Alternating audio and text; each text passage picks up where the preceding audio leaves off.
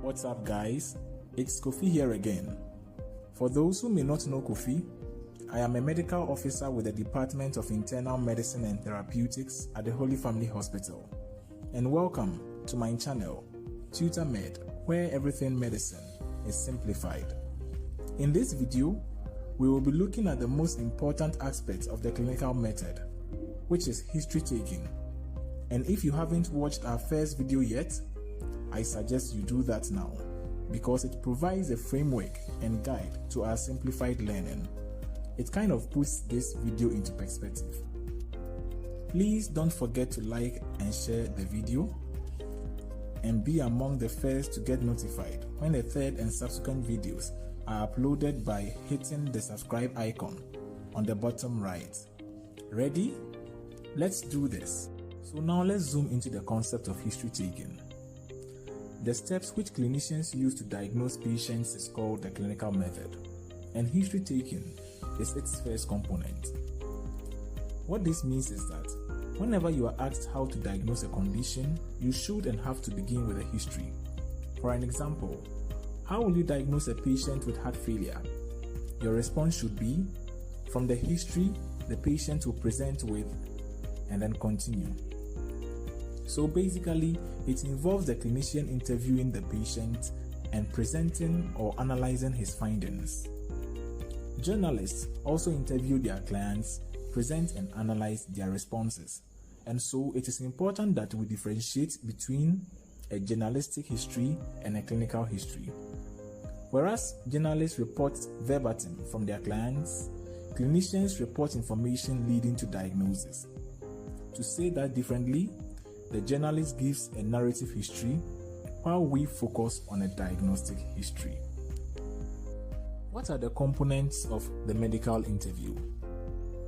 1. Patient demography, presenting complaints and duration, history of presenting complaints. We will ask some direct questions and review organ systems, past medical and surgical history, drug and allergic history. For female patients, a basic obs and gynae history, social history, and then family history. The pediatric history will be treated in another video, but briefly, let's review its uniqueness. For a patient who can't give a history, we interview a third party who may be the parent, a sibling, or caregiver. In such instances, we need to establish the reliability of the information we are getting. To establish the reliability, we need to know whether or not the narrator is the child's primary caregiver, whether he or she was present during the disease onset and progression. The story given, is it coherent and plausible? What is the level of the narrator's education?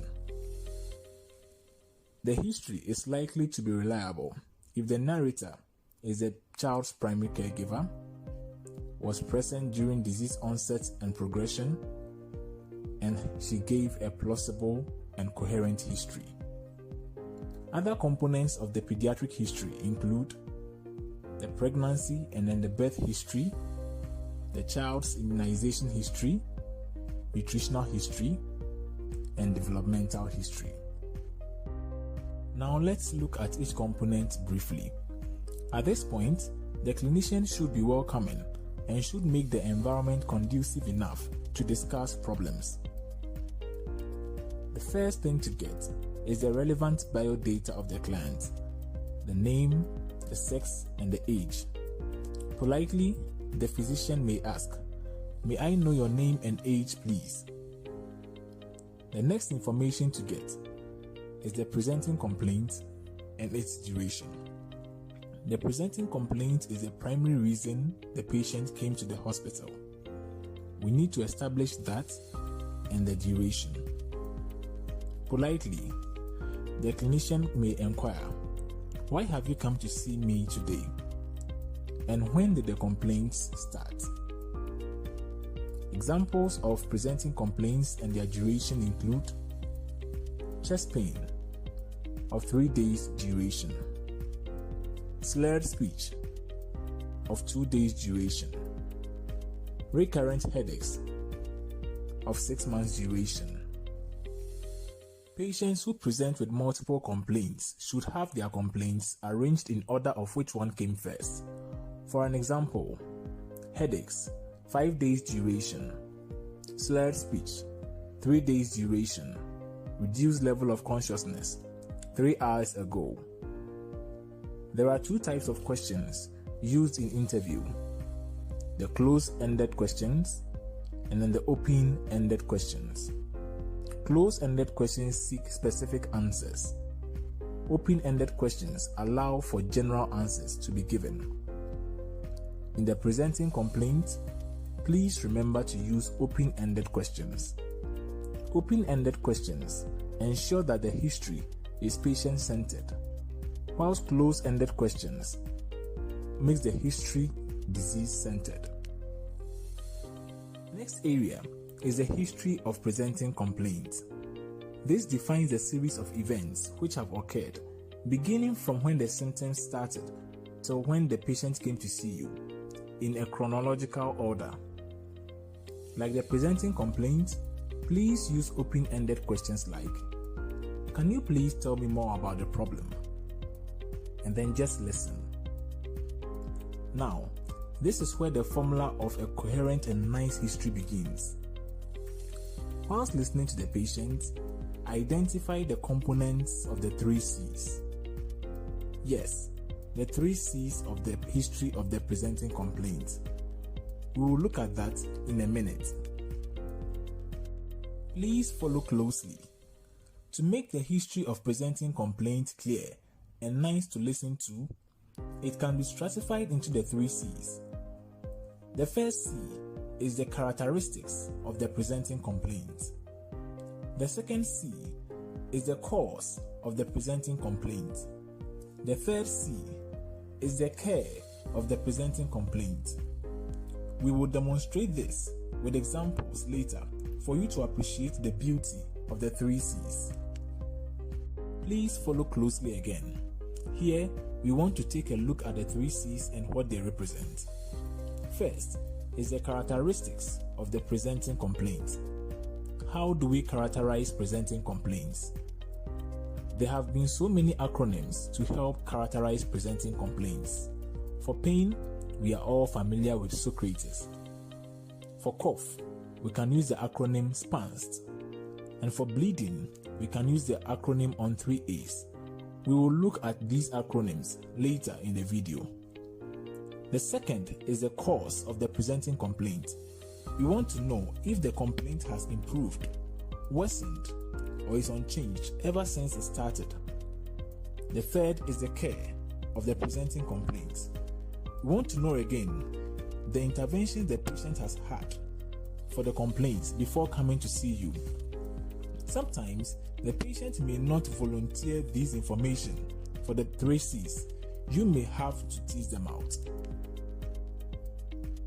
Now let's look at what these acronyms stand for. Socrates is the acronym used to characterize pain as a presenting complaint. S for the site of the pain. O for the onset of the pain.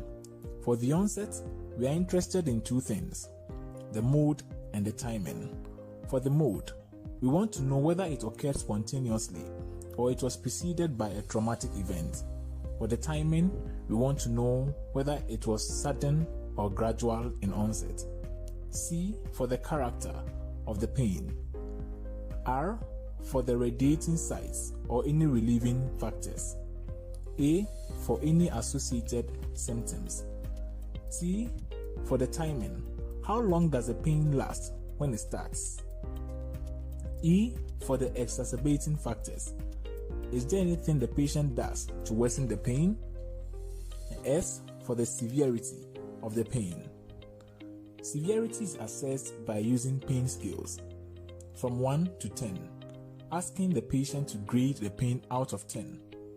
For women, the severity can be assessed by comparing the pain to the labor pain. Severity can also be assessed by the pain being able to stop the patient from performing activities of daily living, or even waking the patient up from sleep. If the pain is able to wake the patient up from sleep or stop the patient from doing activities of daily living, then it is severe enough.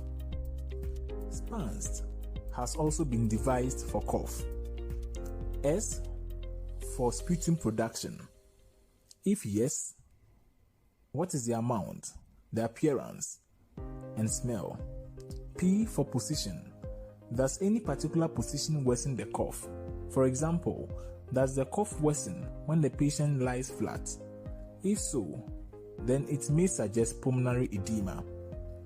A for any associated symptoms like chest pain. N for the nature of the cough. Is the cough wet or dry? S for the severity of the cough. Does the cough impair activities of daily living? T for the timing or triggers for the cough. For the timing, does it occur mostly at night or in the daytime?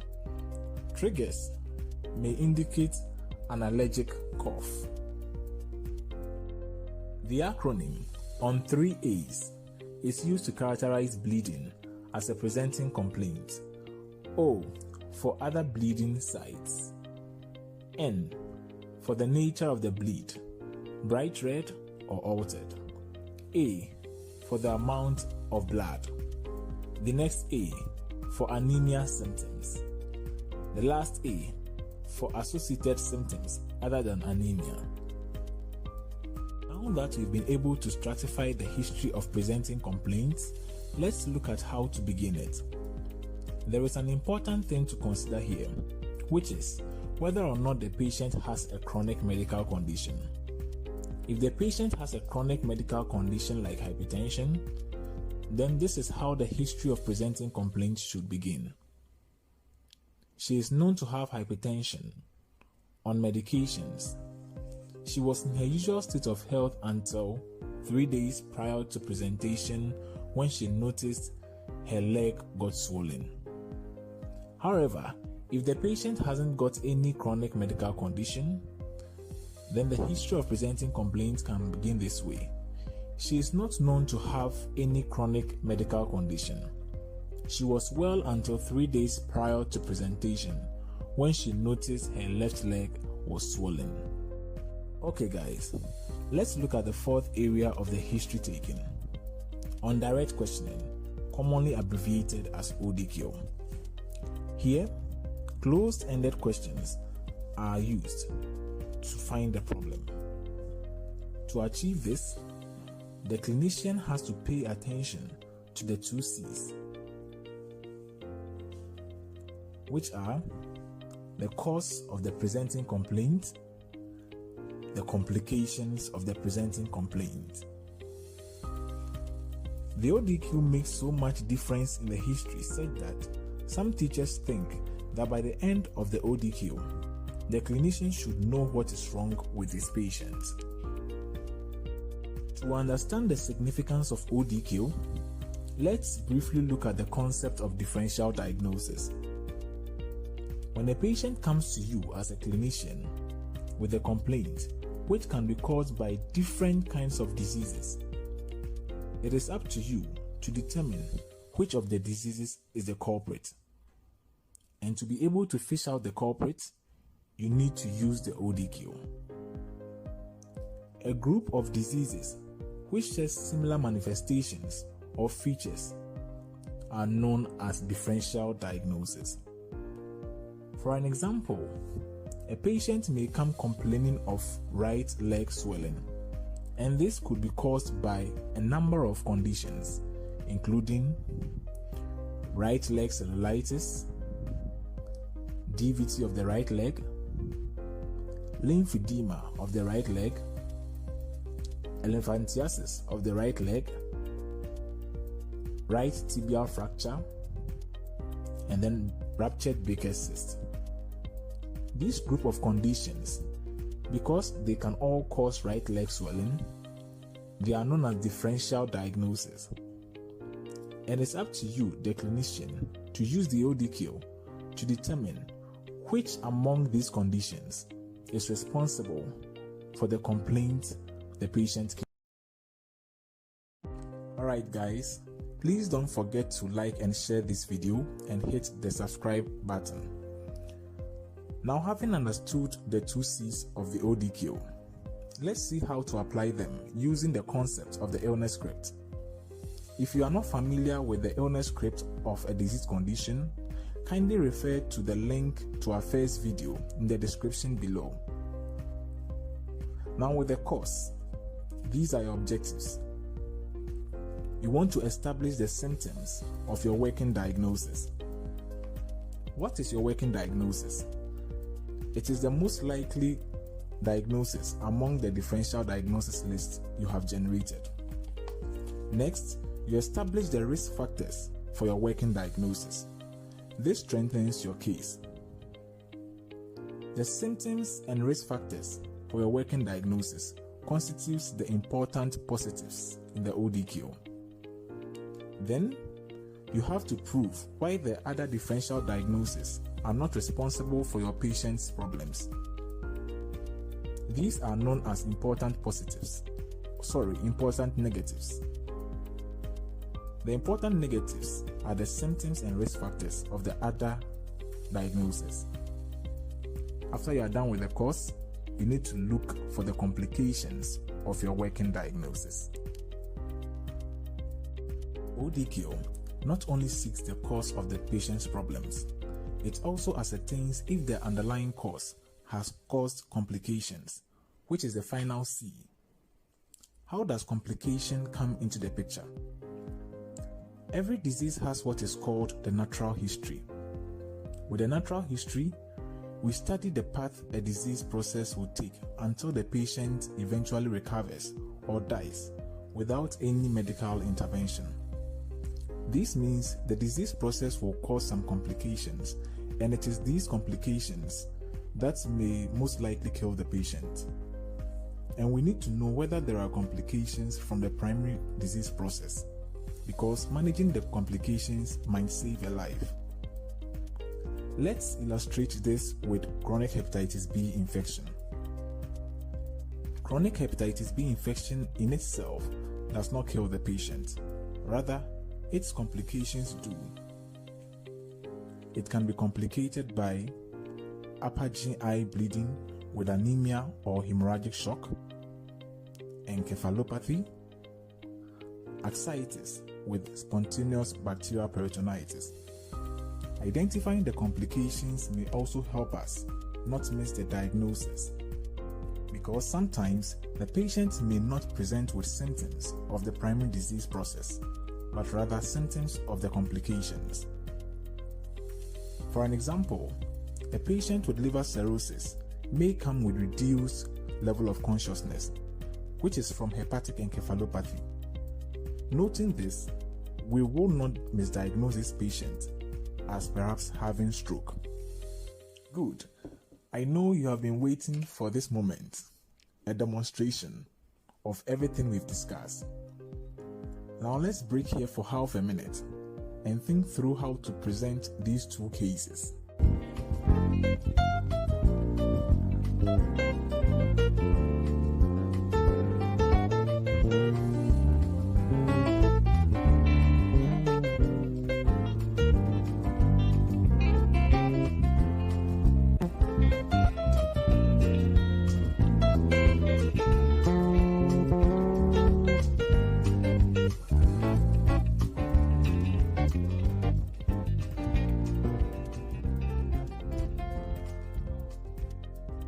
So first illustration, notice that in the demography, I state the patient's name, age, and then sex. And then I go to the presenting complaint and its duration. For the history of presenting complaint, I stated a chronic medical condition. And then I started by saying that she was in her usual state of health. Next, I went to the characteristics and then the cause of the presenting complaint. So this is the presentation. I present 45-year-old Mrs. AB. She presented with a left leg swelling for 3 days. She is known to have type 2 diabetes, diagnosed 2 years ago, but not compliant on her medications. She was in her usual state of health until 3 days prior to presentation, when she noticed that her left leg had gradually become swollen and was painful. The symptoms worsened over the period. She reported to a peripheral facility the next day, where she was admitted for a day and referred here for expert evaluation and further management. That constitutes the care. Then we come to undirect questioning. On direct questioning, we want to know the important positives and the important negatives. So the important positives, what I am thinking of is cellulitis. So I start by saying the symptoms of cellulitis. There was fever, chills, and rigors, and she had noticed her skin had become red. Then I state the risk factor. There was a prior bruise on her left foot. Then I come to my important negatives, where I ask questions to rule out the other differential diagnosis. There was no prolonged immobilization or history of long-distance travel, no major abdominal surgery or any other risk factors for DVT. There was no antecedent major trauma to the leg, no family history of lymphedema, no past inguinal radiotherapy, and she doesn't live in an elephantiasis endemic area, no history of mosquito bites, and there is no neighbor with similar presentation. Then we come to the complications. There is no generalized weakness, reduced level of consciousness, or dyspnea. Now let's look at the second case, illustration 2. I present a 27-year-old man, Mr. A.E. He presented with cough for 2 months. He is known to have RVI, which is retroviral infection, and is not compliant on his medications. He was in his usual state of health until 2 months prior to presentation, when he started coughing. It was productive of scanty, offensive, and purulent sputum, occasionally blood-streaked.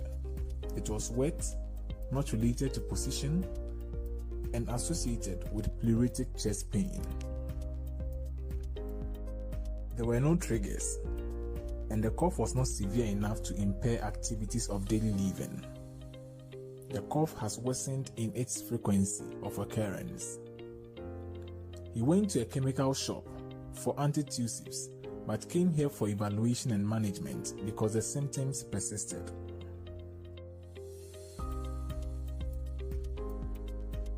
On direct questioning, we begin with the important positives.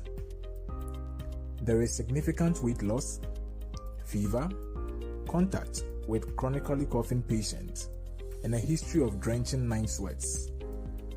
Then we come to the important negatives. There is no exposure to tobacco smoke, no heartburns or dyspepsia, no asthma history, no chronic exposure to sawdust or other hazardous respiratory tract irritants. For the complications, there is no dyspnea or reduced level of consciousness. From the 2 illustrations, you would agree that most diagnoses are made at the level of the ODQ. And here, it is the illness script that helped. We took note of the risk factors, the symptoms, and then the complications. Alright guys, let's take some practice histories. Please don't forget to like the video, share the video, and hit the subscribe button. For each of these cases, I want you to generate differential diagnosis for them, and then pick one working diagnosis. Get its risk factors, symptoms, and possible complications as your important positives. And then get the risk factors and symptoms of the other differential diagnosis and write a sample history. So the first case, approach to the adult with seizures. Next, approach to a 30-year-old female with a lower abdominal pain. Third case, approach to the adult with chest pain. Approach to the adult with upper GI bleeding. Then approach to the adult with headaches. How do you approach an adult with bilateral leg swelling or bipedal edema? The last practice history, approach to the adult with loss of consciousness. Hey guys, we seem to have spent a lot of time on the first 4 components, right? Well, that's because that part of the history is what makes the difference. The subsequent aspects are more or less routine questions. You see, that's the whole point, that by the time you get to ODQ or you end ODQ, you should have made your diagnosis. So let's move to subsequent parts of the history. The 5th component is a system review. This is a screening tool to identify problems in the various organ systems, which may not be obvious to the patient. It is a head-to-toe screening tool. So for the nervous system, some screening questions include headaches, dizziness, syncope, limb weakness, facial deviation with slurred speech, paresthesia, abnormal gait, or involuntary movements like tremors. For the ear, nose, and throat, questions include hearing loss and ear pain, tinnitus, which is the sensation or the perception of noise in the ear, vertigo, otorrhea or ear discharge, epistaxis, rhinorrhea, which is runny nose, nasal obstruction, sore throat, and odynophagia, which is painful swallowing. For the cardiovascular system, we ask of palpitations, chest pain, exertional dyspnea, paroxysmal nocturnal dyspnea, which is sudden onset of dyspnea or breathlessness, which wakes the patient up at dawn or at night. Autopnea, which is breathlessness when the patient lies flat. Intermittent claudication, which is pain felt in the calf when the patient walks a distance. And then rest pain, which is pain felt in the calf or the legs even when the patient is at rest. For the respiratory system, we have cough, chest pain, dyspnea, wheezing, sputum production. For the gastrointestinal system, we have dysphagia, which is difficulty swallowing, nausea, vomiting, hematemesis, which is vomiting blood, dyspepsia, heartburns, abdominal pain, diarrhea. For the musculoskeletal system, we have joint pain, ask of joint swelling, stiffness of the joint, myalgia or muscle pain, muscle weakness, lower back pain. For the genitourinary system, we have dysuria or pain during urination, polyuria, excessive urination, nocturia, excessive urination at night, frequency, increased number of times of urination, urethral discharge. For the integumentary system, the skin and then the nails, the hair, we have rash, pruritus or itching, nail changes, hair loss or alopecia. For the endocrine system, we have heat intolerance, diaphoresis, weight gain, weight loss. Then we have constitutional symptoms, including weight loss, fever, anorexia or loss of appetite, and then malaise, which is feeling of unwellness. After the system review, we move on to the past medical and surgical history. Here we want to know, does the patient have any chronic medical condition? Are there any past surgical procedures, including chest tube passage or major surgical procedures?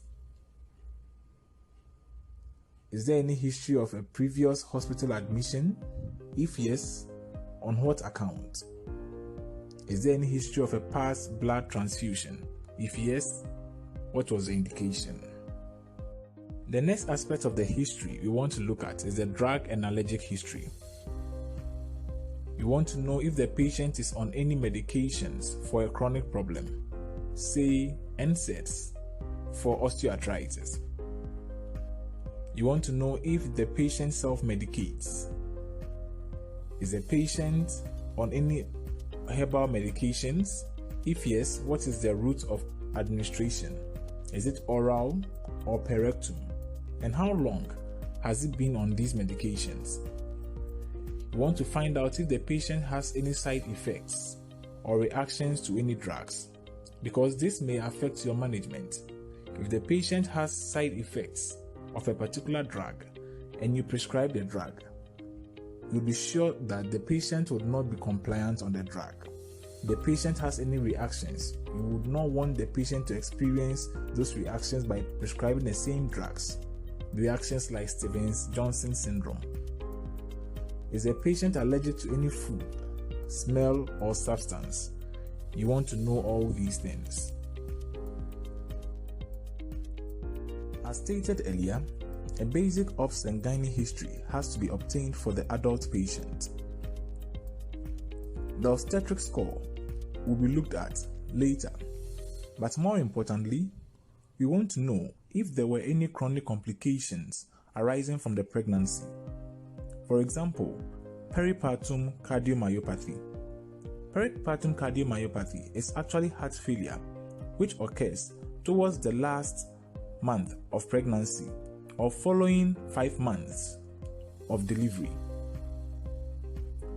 Also, sometimes the patient may suffer a complication of postpartum hemorrhage, which is called Sheehan's syndrome. Sheehan's syndrome is pituitary infarction as a result of postpartum hemorrhage. And so you want to know if these events of pregnancy has an impact on a woman's later life. Peripartum cardiomyopathy, which is heart failure, and a Sheehan's syndrome, which is pituitary infarction, all occurring as a result of a complication from the pregnancy. For the basic gynae history, you are interested in 3 components: the menstrual history, contraceptive history, and then sexual history. For the menstrual history, you want to know the last day of the normal menstrual period. This, if missed, may indicate pregnancy or any pathology. Then the menstrual cycle length. You also want to know the duration of bleed, which normally is 3 to 7 days, and the number of parts used per day, which should be at most 3 parts per day. If the duration of bleed is excessive and the number of parts used per day has increased, it may point to heavy menstrual bleeding. And heavy menstrual bleeding can be as a result of so many conditions like fibroids, like hormonal changes including hyperthyroidism, hyperprolactinemia, and so all these have to come into the picture. If the woman is menopausal, you want to know how many years postmenopausal. And then you move to the contraceptive history. For the contraceptive history, you want to know if there is any past or current contraception, because some of the drugs may interfere with the drugs you are going to give. And a prolonged use of contraception, for example, the combined oral contraceptives, for a woman, sometimes puts them at risk for DVT. So these things also have to come into the picture. Then we talk about a sexual history. Some questions include, the number of lifetime sexual partners. If there are many, it puts them at risk for sexually transmitted diseases, for retroviral infections. You want to know if there is an abnormal vaginal discharge, painful sexual intercourse, which is dyspareunia, and whether she has a history of STIs. Hey guys, now we are down to the last two components of the history taking, which are the social history and the family history. Now, according to epidemiology, there are 4 determinants of health, known as the 4 H's. The first H is the habit or the lifestyle of the patient. The second H is the habitat or the environment the patient finds himself or herself. The third one is the health systems that have been instituted to take care of the patient. The fourth one is the heredity. Now, social history defines how the first 3 H's affects health: the habits of the patient, the habitat of the patient, and then the health systems instituted. And then family history illustrates how heredity affects the health of the patient. So let's take a look at these components. So as stated earlier, for social history, it comprises the habits of the patient, the habitat, and then the health system. And so for the habitat, we want to know where the patient stays, because certain conditions are endemic in certain areas. We want to know who the patient stays with. What is his level of education? If the patient is not educated, the likelihood that he might consider his condition spiritual or superstitious is high. And so you want to find out. Other things, you want to know his source of drinking water, cooking water, because of waterborne illnesses. You want to know his cultural and religious beliefs, because obviously there are some denominations in Christendom who do not accept blood. And so if your patient belongs to any of these people, you want to know how to manage the patient if the patient has anemia. And so you want to know how the patient's culture and religion affects his choice of treatment. Then the health system instituted. Has it provided an insurance scheme? If yes, is the patient on insurance? Is he active? Then we move to the habits of the patient. His lifestyle. Does he abuse alcohol? Does he smoke cigarettes? Does he do any recreational drugs? How is the patient's schedule like? Is he physically active or sedentary? What work does he do? You want to know all these. Now let's look at how to take a detailed alcohol history. First, determine his likelihood of alcohol dependency by using the CAGE questionnaire, which we will look at in a minute. And then determine what he drinks and the quantity weekly to determine his safe limits. Determine if he has a habit of binge drinking. And if the patient is a heavy drinker and claims to have stopped, determine if there are any withdrawal symptoms.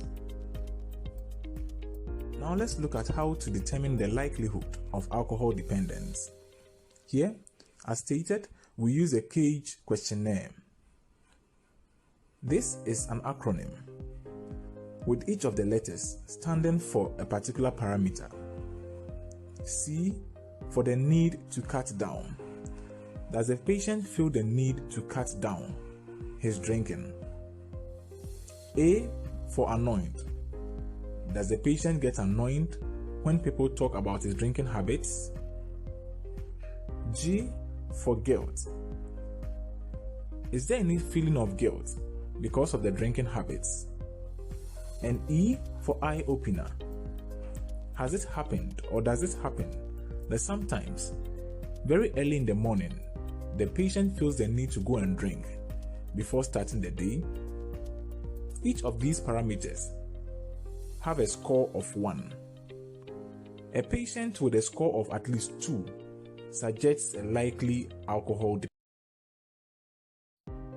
So how do we quantify the amount of alcohol a patient takes? Alcohol intake can be quantified or expressed either as alcohol units or standard drinks. For an example, we can say Mr. A takes 4 alcohol units a week, or Mr. B takes 3 standard drinks per day. But how do we know the number of alcohol units or standard drinks a patient takes? We can either roughly estimate or calculate it. Now let's come to the concept of fluid ounces.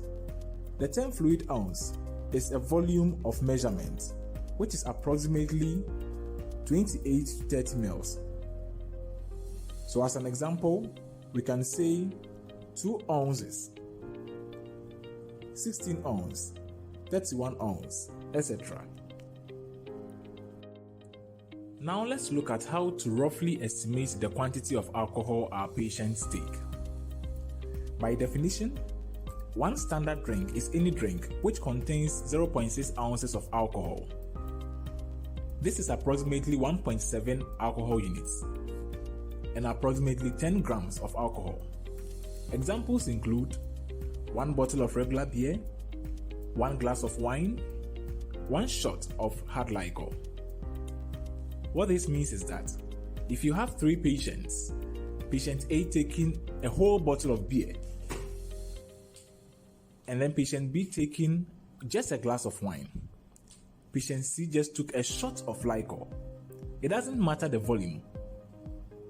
All of them have taken just 1 standard drink because of the difference in the type of alcohol drink. Now let's practicalize this concept. These are some alcoholic drinks consumed by our patients. We have regular beer, like Guinness, Star. The second is malt liquor. The third, table wine. And the fourth, hard liquor. Let's use the regular beer, table wine, and hard liquor for this illustration. 1 bottle of beer, a glass of wine, and just a shot, that small volume as you can see, just a shot of liquor will all give the same 0.6 ounces of alcohol when consumed. Obviously, one would expect that a bottle of beer should give more alcohol content than hard liquor because of its relatively large volume. But it's not so, because the pure alcohol content of liquor is by far more than beer. We'll go into details when we discuss alcohol usage as a topic. Just note that someone who takes in just a shot of hard liquor is the same as one who drinks a bottle of regular beer. And so, if you have a patient who takes 3 bottles of regular beer, that patient is said to have taken 3 standard drinks, and in terms of alcohol units, has taken 5.1 alcohol units. If a patient goes to a party and takes 4 glasses of table wine, then that patient has taken 4 standard drinks or 6.8 alcohol units. If you went for a drink up and a patient took 10 shots of hard liquor, what that means is that the patient has taken 10 standard drinks and has consumed 17 units of alcohol during that drink up only. Another way to get the quantity of alcohol taken by the patient is by calculation. Here, you need the volume of alcohol consumed, say 100 ml, multiplied by the percentage alcohol content of that drink, all divided by 1000, and that would give you the alcohol units. If you wanted it in standard drinks, you need the volume consumed times the percentage alcohol content, all divided by 0.6, and that will give you the standard drinks. Now, how can we assess alcohol abuse? Let's first look at binge drinking. A man is said to have binge drunk if he takes in 5 or more standard drinks in one occasion. The definition of one occasion here is within 2 to 3 hours. A woman is said to have binge drunk if she takes in 4 or more standard drinks in one occasion. Then we look at heavy drinking. A man is said to have heavy drinking if he takes in 15 or more drinks per week, and for a woman, 8 or more drinks per week. The safe limits for alcohol intake: for a woman, 14 units per week; for a man, 21 units per week. Current guidelines even suggest lesser units: for a woman, 11 units, and for a man, 14 units. As mentioned earlier, if a patient claims to have stopped drinking alcohol after a long duration of abuse, we need to determine if the patient has started developing withdrawal symptoms. This is the mnemonic to help us remember the stages of alcohol withdrawal syndrome. Typically, there are 4 stages.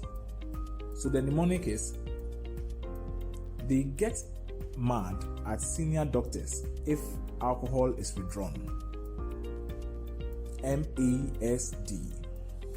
M stands for mild withdrawal, and that is the first stage. ACT stands for alcoholic hallucinosis. Senior stands for withdrawal seizures.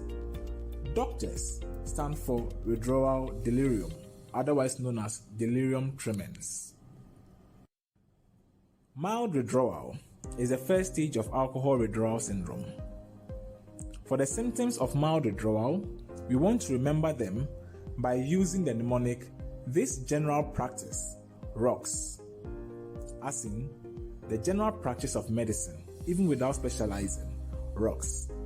And so T for tremors, H for headaches, I for insomnia or sleeping difficulties, S for sweating, G for GI symptoms like nausea, vomiting, P for palpitations, R for restlessness.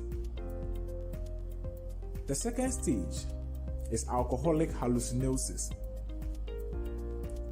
And as the name suggests, the patient has hallucinations with no altered cognition. It means that his cognitive ability is not impaired. But then he has hallucinations, and these hallucinations are typically visual hallucinations. They see ants walking around the wall or walking on their skin when there are no ants, but sometimes they can have olfactory or auditory hallucinations, but visual hallucinations. Stage of alcohol withdrawal syndrome: withdrawal seizures. You want to know if the patient has started having episodes of generalized tonic-clonic seizures. The last stage, withdrawal delirium or delirium tremens. Symptoms include fever, drenching sweats, or... Now let's look at the cigarette smoking history. It is usually quantified by using a concept called a pack years. A pack year is a clinical quantification of cigarette smoking used to measure the exposure to tobacco. The main thing here is to determine the patient's smoking pack years. A pack or box of cigarettes contains about 20 sticks, and so to calculate the number of packs in a year, we need to multiply the number of sticks a patient smokes in a day by the duration of smoking, all divided by 20. The cigarette smoking history is important because 1, it is a modifiable cardiovascular risk factor. This means it puts the patient at risk for ischemic conditions like ischemic strokes, ischemic heart diseases, peripheral arterial diseases. Also, because it is a respiratory tract irritant, it puts the patient at risk of respiratory illnesses like chronic obstructive pulmonary disease, otherwise known as COPD. Then, it is an important risk factor to the development of various cancers, such as acute myeloid leukemia, abbreviated as AML, oropharyngeal cancers, esophageal and gastric cancers, lung cancers, and genitourinary cancers. Now let's classify smokers based on the value of their pack years. A never smoker is someone with a pack year of 0. 1 to 20 pack years indicates a light smoker. 21 to 40 pack years tells us that the patient is a moderate smoker. And a heavy smoker is one whose pack years is above 40. The higher your pack years, the higher your risk of developing conditions related to smoking. Now, let's look at the last component of the data collection, the history taking, the family history. As said earlier, we want to know how heredity has had an impact on our patient's health. Some of the questions to ask include: is there any family history of cardiovascular conditions or diseases like myocardial infarction, strokes, diabetes, hypertension? Is there any history of a genetic disease running in the family? Are the patient's parents and siblings alive and well? At the end of your history, the next thing to do is to summarize your history by telling us the demography of the patient, his presenting complaints and duration, and then important positives and negatives. Remember that your summary should make the diagnosis apparent. Now let's take a sample history summary. I present 45-year-old Madam AB. She is a non-compliant type 2 diabetic who presented with a 3-day history of a painful left leg swelling after a bruise she suffered on that leg. There was a history of fever, chills and rigors. She has no risk factors for DVT, no antecedent major trauma, no family history of lymphedema, or no risk factors for secondary lymphedema. And so at the end of your history taking and presentation and summary, most superiors will ask you to defend your diagnosis. Let us use the 45-year-old woman who presented with a left leg swelling as an example. The first question can be in this form: what is your diagnosis for this patient? The response then should be cellulitis of the left leg. Okay, the next question would be: what in your history supports your diagnosis? Then your response should be: first off, the presentation is an acute presentation. She has a risk factor for immunosuppression in that she is a non-compliant diabetic for 2 years, and so it is likely that her sugars will be poorly controlled, making her immunosuppressed. She also has or had a crack in the skin before the swelling started. This crack broke her innate immune system, making microbes enter the leg. Also, there was a history of fever, chills and rigors, which suggested an infective process. And she also noticed some red skin changes, swelling of the left leg, and pain, which are typical of an acute inflammation from an infective process. Then the next question would be: did you consider any other differential diagnosis? Your response will be: yes, please, I did. I considered a deep venous thrombosis of the left leg, primary lymphedema, elephantiasis, a right tibial fracture, ruptured Baker's cysts, and a chronic venous insufficiency of the left leg. Okay, and so what in your history refuted those differentials? Why do you not think those differentials we mentioned are responsible for the patient's presentation? Your response will be: for deep venous thrombosis, there were no risk factors such as prolonged immobilization, long distance travel, past thromboembolic events. She had not used any combined oral contraceptives. She also had no family history of lymphedema. She doesn't live in an elephantiasis endemic area. There was no antecedent major trauma to that leg before the swelling started. After you've done all these, then your superior will ask you to move to the second component of clinical method, which is, can you tell me what you found on clinical examination? Very good. Well done for staying on course through this tutorial. Now let's look at some do's and don'ts of history presentation. Was there a reason why I compared a journalist's history to a clinician's history? Yes. It puts your audience off if you present like a journalist, apart from the fact that the journalistic history is narrative. It doesn't make a diagnosis. And so avoid presenting like a journalist. Let's take for an example a woman who comes with lower abdominal pain. Please don't say, she says she went to the market this morning and felt the pain in her lower abdomen. And she said the pain occurred when her menses began this morning. This is a narrative history. Instead, present a diagnostic history like, she presented with a painful menstruation for the past hour. So, if an information is very relevant to diagnosis, please do not wait until the last minute to volunteer it. By then, your audience, your superiors will be tired.